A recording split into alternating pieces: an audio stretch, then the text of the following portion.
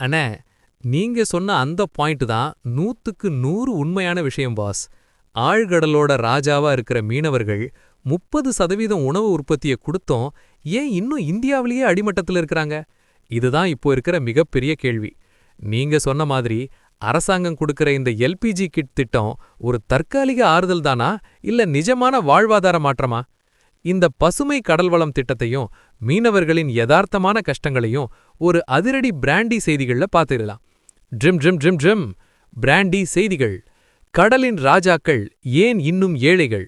கன்னியாகுமரி மாவட்டத்துல இருக்கிற 4404 நாட்டுப் படகுகள்ல இருக்கிற மண்ணெண்ணெய் என்ஜின்களுக்கு பதிலா எல்பிஜி கிட் பொருத்த போறாங்களாம். 1. கன்னியாகுமரி மாவட்டத்துல இருக்கிற 4404 நாட்டுப் படகுகள்ல இருக்கிற மண்ணெண்ணெய் என்ஜின்களுக்கு பதிலா எல்பிஜி கிட் பொருத்த போறாங்களாம். 2. மண்ணெண்ணெயை விட திரவ எரிவாயு பயன்படுத்தினா எரிபொருள் செலவுல 50% வரை மிச்சமாகும்னு கலெக்டர் அழகுமீனா சொல்லியிருக்கிறாங்க. 3. வருஷத்துக்கு சுமார் 1.62 கோடி லிட்டர் மண்ணெண்ணெய் மானிய விலையில கொடுக்கறாங்க. இது கடலையும் மாசுபடுத்துறதுனால இந்த பசுமை கடல்வளம் திட்டத்தை கொண்டு வந்திருக்கிறாங்க.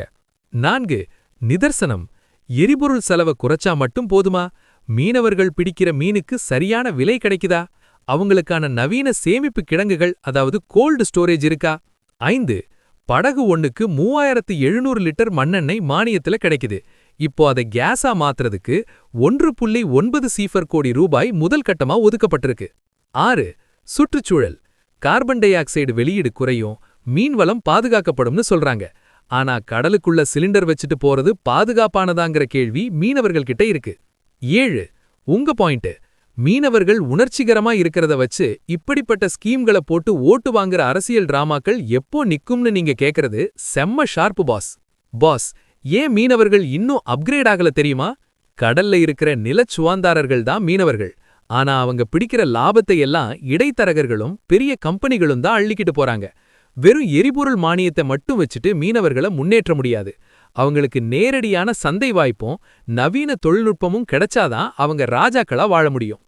கண்ணா, என்ஜின்ல கேஸ் ஏறுனா காசு மிஞ்சும், ஆனா மீனவன் வாழ்க்கையில மாற்றம் வந்தாதான் தேசம் மிஞ்சும் pass.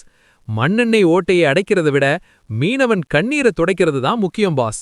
Subsidy only fixes the boat, but vision fixes the life boss. இந்த எல்பிஜி கிட் திட்டம் மீனவர்களுக்கு நிஜமாவே கை கொடுக்குமா இல்ல இதுவும் ஒரு தேர்தல் கால காமெடியா? கமெண்ட் பண்ணுங்க. தமிழகத்தின் வாழ்வாதார செய்திகளுக்கு தொடர்ந்து இணைந்திருங்கள். ஸ்டே டியூன்ட் வித் பிராண்டி செய்திகள். Stay tuned. உண்மையை லவுடா சொல்லுவோம், குயிக்கா சொல்லுவோம். This is Maximus signing off. Keep வாட்சிங். Bye bye. ஒரு விசில் போடுங்க பாஸ்.